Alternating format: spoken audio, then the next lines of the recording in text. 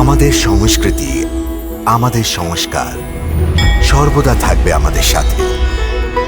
ভারতের মহান গ্রন্থ আর কাব্যের সম্পূর্ণ সংকলন। সাবস্ক্রাইব করুন তিলক।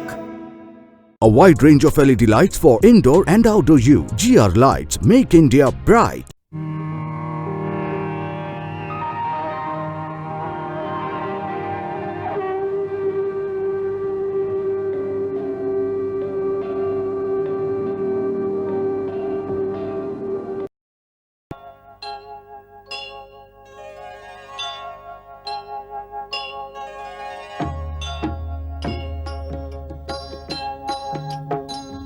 সীতারাম চরিত্র অতি পবিত্র, মধুর সরস অতি মনোভাবনা।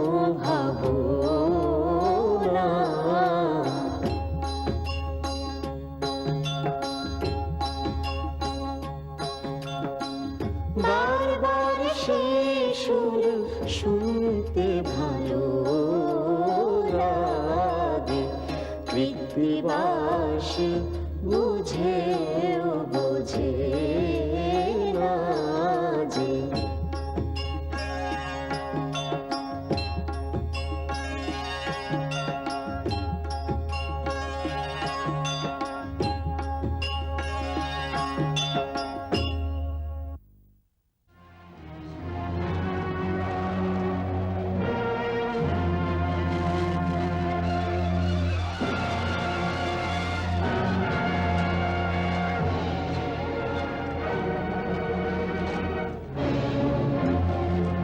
কে ইনি?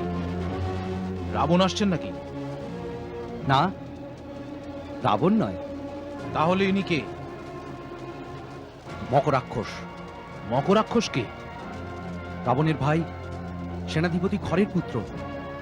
খর যে পঞ্চবটিতে ছিল? হ্যাঁ, সেই।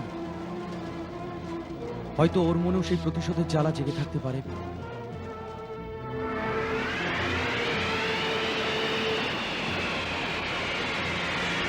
আরে, এ তো সবকিছু ভেদ করে চলে আসছে, কিন্তু অঙ্গদ ওকে আটকে দিয়েছে। ও পরম যোদ্ধা লক্ষণ, একলা অঙ্গদের অসাধ্য। ভালো কথা, আমিও যাচ্ছি। তুমি যেই হও, আমার সঙ্গে যুদ্ধ না করে এগোতে পারবে না। আমি কীটেদের সাথে যুদ্ধ করতে আসিনি। কোথায় তোর রাম? আমার যুদ্ধ কেবল রামের সাথেই হবে, এটাই আমার পণ। আমি রামের মস্তক নিয়েই ফিরবো। রামের মস্তক চাইতে কে এসেছে? এত বড় বড় কথা বলছিস? কে তুই?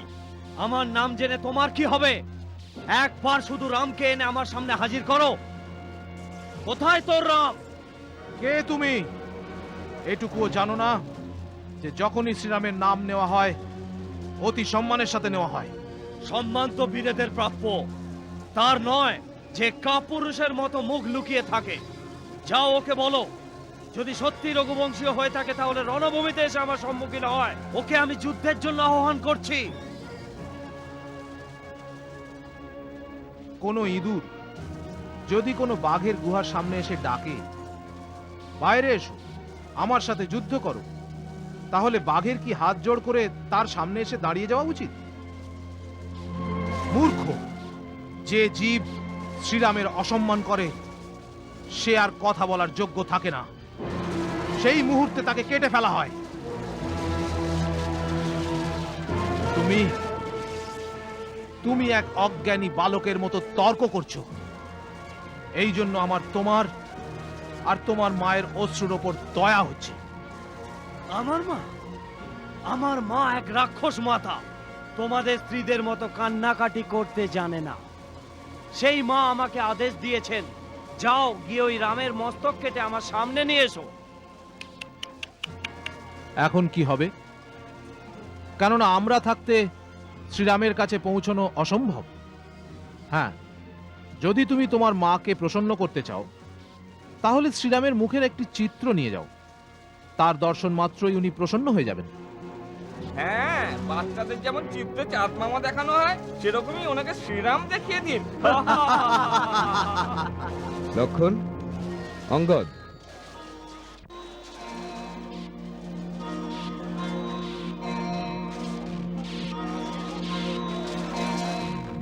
কোন বীরের সংকল্পের উপহাস করা অন্য বীরের শোভা পায় না।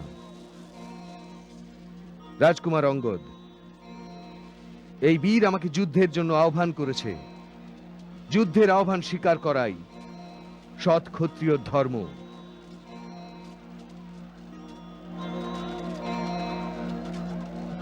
হে বীর যুবক, আমি তোমার এই আহ্বান স্বীকার করছি।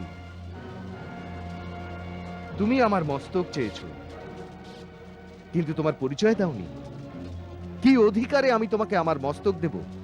আমি রাক্ষস রাজ খরের পুত্র মগ রাক্ষস। আমার অধিকার আমার মাতার সংকল্পে হয়েছে। আমার অধিকার তোমার হাতে আমার পিতার বদের কারণে হয়েছে। আমার শূরবীর পিতা জনপদ অধিনায়ক রাক্ষস রাজ খর পঞ্চবটিতে তোমার সাথে যুদ্ধ করতে গিয়ে বীরগতি প্রাপ্ত হয়েছেন।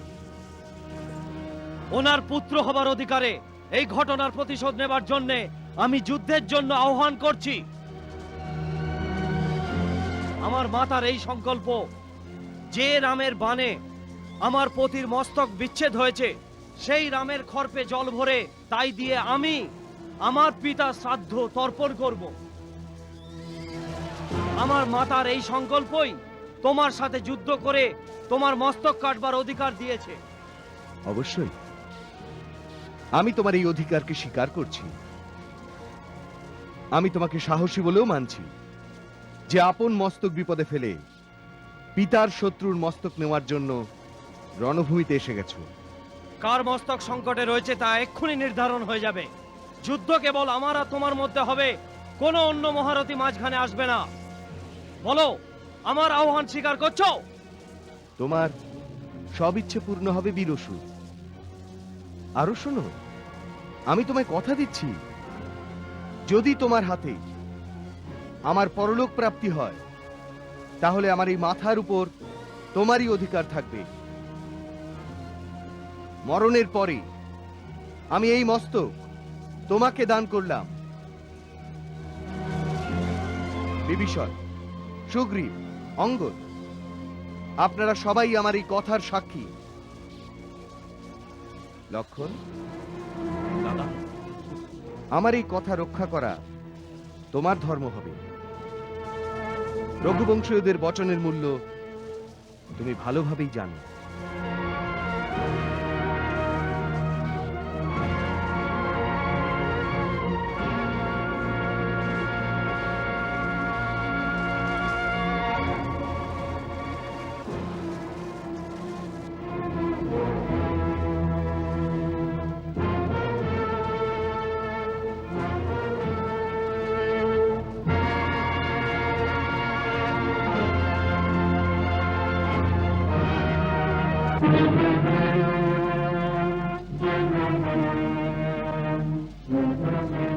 বীরবর মকরাক্ষস, প্রথম বাণ তুমিই চালাবে।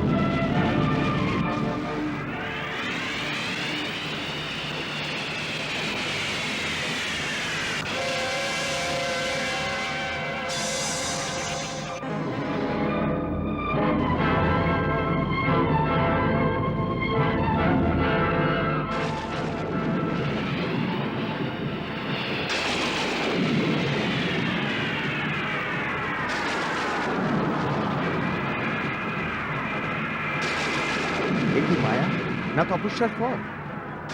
প্রভু ও পবন দেবতা বায়ু আর বর্ষা দেবতা বরুণকে আপন বশীভূত করে রেখেছে। এইসব ওনাদের দেওয়া দিব্য গুণেরই প্রভাব।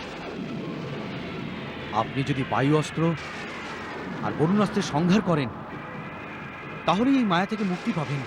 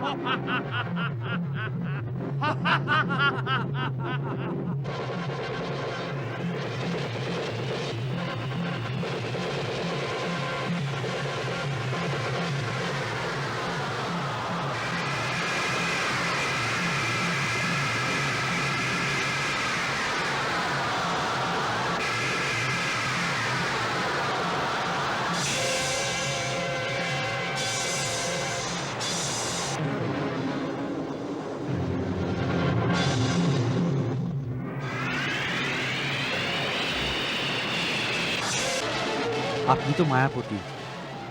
ওইসব মায়াবী পুরুষদের মধ্যে যে বাস্তবিক মকরাক্ষস, তার একটাই পরিচয়, কেবল ওরই ক্ষত থেকে রক্ত বেরোতে দেখা যাবে। মায়াবী মকরাক্ষসদের ক্ষত থেকে রক্ত বেরোবে না।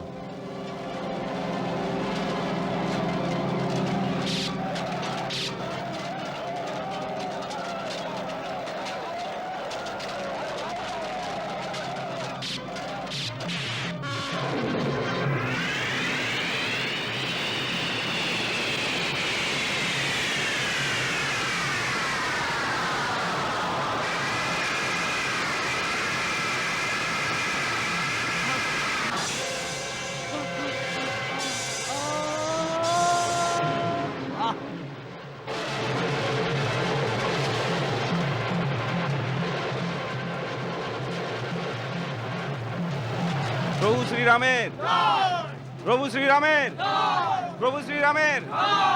না, জয় এই মাতৃভক্ত যোদ্ধার হয়েছে। এই মাতৃভক্ত প্রচন্ড পরাক্রমী। মার সংকল্পে নিজের প্রাণ দান করে দেওয়া সুপুত্র তোমাকে রাম প্রণাম জানাচ্ছে।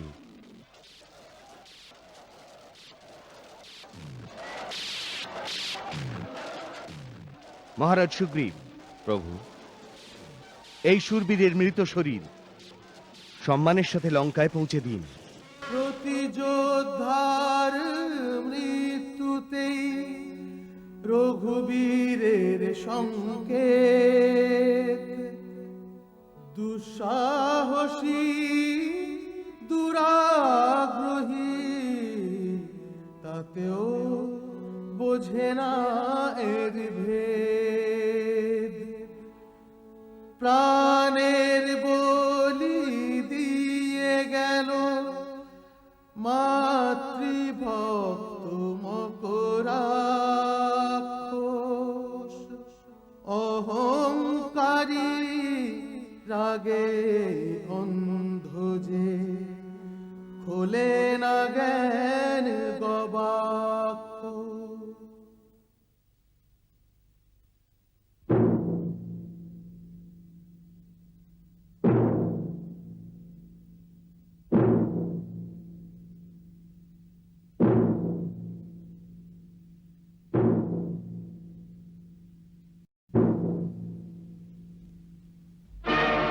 বীর মকরাক্ষস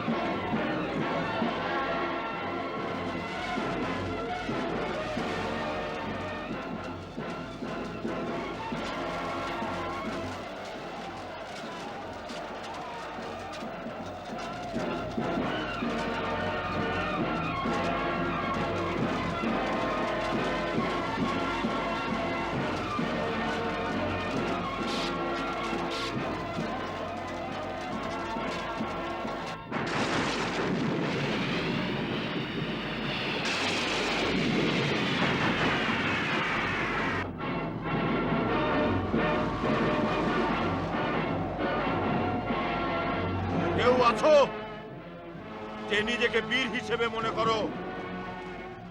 রণভূমিতে দাঁড়িয়ে রাবণ যুদ্ধের আহ্বান জানাচ্ছে। কেউ আসো। রাবণ, এখানে প্রত্যেকেই এক একজন বড় বড় বীর। তুমি কার কাছে পরাস্ত হতে চাইছো নিজেই বেছে নাও। সুগ্রীব, সেদিন তো ল্যাজ গুটিয়ে পালিয়েছিলি, আজ আমার সামনে আসতে তো লজ্জা করছে না? যা, রাবণের সাথে যুদ্ধ করা তোর কাজ নয়। সেই বনবাসী কোথায়? রাম, শুনেছি ওর যুদ্ধ করার খুব আকাঙ্ক্ষা। এই জন্য আজ আমি স্বয়ং প্রথম দিনেই এসে গেছি, কারণ এই যুদ্ধকে আমি টেনে দীর্ঘ করতে চাই না। এতে কেবল তোর মতো বেচারি নির্দোষ নিরীহ প্রাণী, যারা ওর কথায় প্রভাবিত হয়ে লঙ্কায় আক্রমণ করতে এসেছিস, বেচারীরা শুধু শুধু মারা যাবি। এর থেকে ভালো ওকে বাইরে বার কর, যাতে ওর যুদ্ধের অভিলাষও পূর্ণ হয়ে যায়, আর আমি ধৃষ্টতার জন্য ওকে প্রাণদণ্ডও দিতে পারি, যাতে লঙ্কার দিকে চোখ তুলে তাকানোর সাহস আর কারো না থাকে।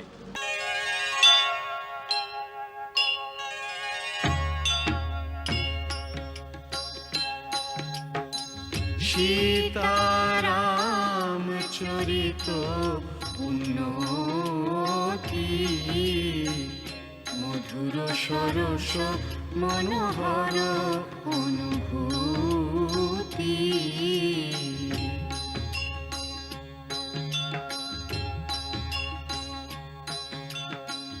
বারে বারে কত যে শুনি ও শোনা,